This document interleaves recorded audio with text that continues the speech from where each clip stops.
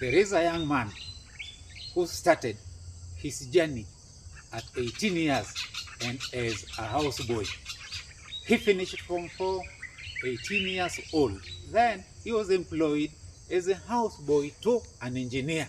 An engineer employed him as a houseboy.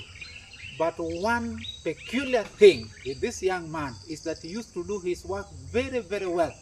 Wherever the engineer gave him any work to do, he would tell the engineer, the work you gave me to do, I have finished, what else do I do? The work you gave me to do, I have finished, what else do I do? Until the engineer was impressed. So I also want to encourage young people, do your work so well until you outgrow your work, until you become better than your work, and then you shall get another promotion and work at a higher level, because working is like eating.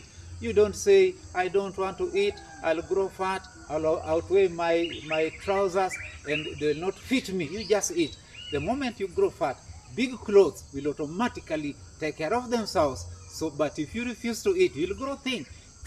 Even the clothes you had will get torn and you go without.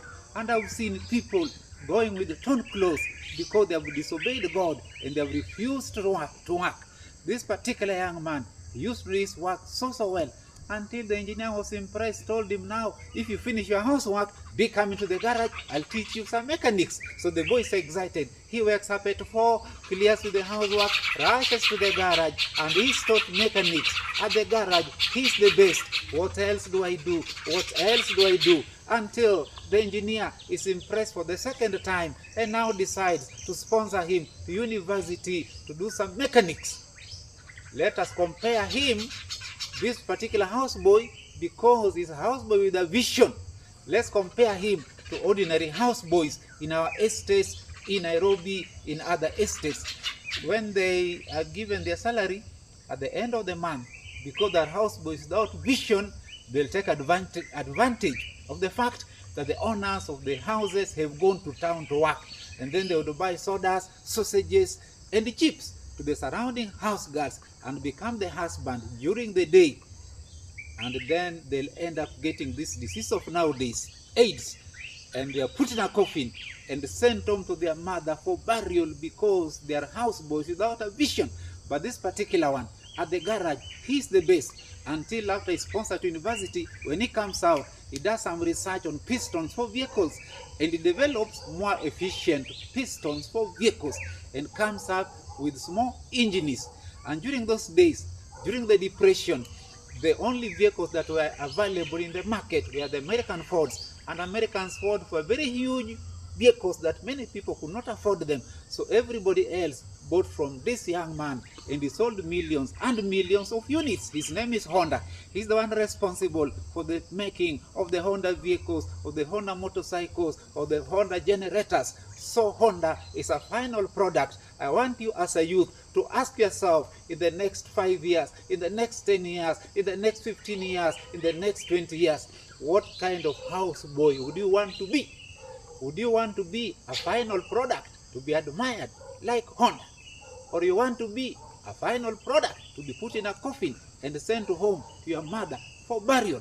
So we always have opportunities, and I'm encouraging our young people to do more than is expected of them. I have told that story in this book, Youth Inspiration to Success. Should you need a copy to develop yourself and to succeed and to advance yourself and to improve your mindset and your thinking, you can get it from isomeni.com.